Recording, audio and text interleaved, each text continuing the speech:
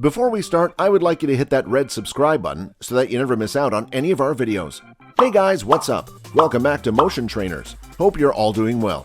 In today's video, we are going to talk about 10 super uncomfortable scenes on My 600 Pound Life. So let's start the video. 600 Pound Life is a TLC hit. Each show depicts participants who are at or over 600 pounds. Also, everyone wants to change their lives. They make an appointment with a weight loss doctor. The stories may go in any direction. Some take it seriously and others do not. 10. Shani Murray. There's little doubt that what Shani Murray faced as a youngster was awful. In her episode of My 600 Pound Life, viewers found that not only she was abused as a kid, but the abuse was so serious that she had to visit a doctor because she was having issues using the toilet. That's something no youngster should ever have to deal with. Since then, Murray has uploaded a few videos on her YouTube, some of them from hospitals owing to her health.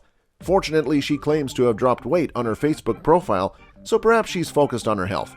9. Henry Foots. Some of the saddest episodes of My 600 Pound Life are ones you see years after it happened, knowing the individual didn't make it. It's particularly tragic when they've worked so hard to lose weight and regain their life, as Henry Foots did in Season 1, but never had the opportunity to do so. Foots, one of the show's early stars, Foots died in 2013, many months after a medical crisis while driving a bus. While the cause of his death is unknown, his passing is regrettable. 8. Mercedes Cephas. Many of the episodes on My 600 Pound Life begin with a sad childhood trauma that causes the stars to binge to deal with their emotions. Mercedes Cephas, from Season 7, was molested by her father beginning at the age of 11. He was also assaulting her sisters, but she was unaware. This episode did not qualify Cephas for weight loss surgery. She had only dropped 80 pounds at the end of it, and she was continuously making excuses for not losing more. She lives in Cincinnati, which is a long distance from Houston, so she's probably off Dr. Now's program. 7. Lisa Fleming.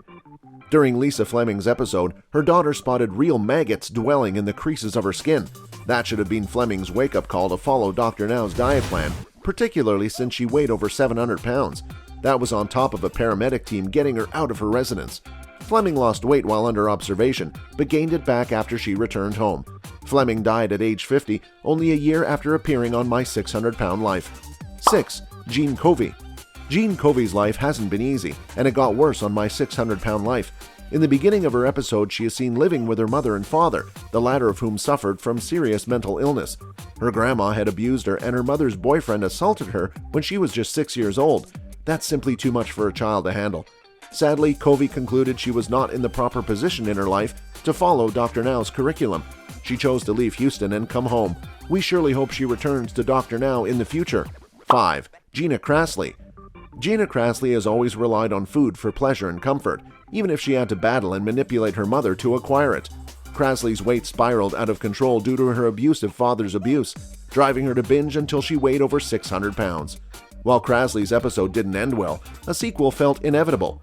However, due to a lawsuit launched by cast members against the show's production company, Megala Media, we are unlikely to see one anytime soon. 4. Bethany Stout. Throughout much of Bethany Stout's episode of My 600 Pound Life, she seemed to be doing well. By the 8th month, she had lost almost 100 pounds. After reaching that milestone, Stout swiftly regained weight, pushing her back over the 500-pound barrier. Stout left the program in tears, frustrated with her lack of progress and hesitant to seek out the counseling Dr. Now recommended. After her incident, Stout was determined to reduce weight on her own, certain she could find a method. 3. Angela Johns. Angela Johns and the other stars of My 600 Pound Life are undoubtedly more combative than others. At 643 pounds, she refused most of Dr. Now's help and didn't perform much of his work. She looked to be violent towards her family, verbally shaming them when they didn't do what she wanted. John's prior experiences undoubtedly contributed to much of his erratic behavior. Johns, a victim of sexual abuse, was raised by an alcoholic dad. Her unwillingness to go to treatment and her positive toxicology results for drugs led to her removal from Dr. Now's program. 2. Colisa McMillan. Colisa McMillan featured on My 600 Pound Life in 2020. She weighed 643 pounds at her heaviest and requested Dr. Now's help to reclaim control of her life. McMillan was placed in a medically induced coma in the spring of 2020 when her gastric sleeve ruptured. McMillan's situation was serious, but she recovered in the hospital after she collapsed. McMillan died in September 2020 at the age of 41. 1. Lenitha Reed. My 600 Pound Life finished shooting in 2020 with Lenitha Reed. He previously became popular on the internet for claiming to drop 451 pounds. Despite her initial enthusiasm and eagerness to change her life, Reed found Dr. Now's diet excessively restrictive. So she began skipping visits until she realized she wasn't losing enough weight to qualify for weight loss surgery. Reed had quit the show at the end of her sour episode. Dr. Now stated Reed will be allowed back into the program if she puts in the effort to prove she's sincere. We will see you soon in our next video. Until then, take care, goodbye, thanks for watching.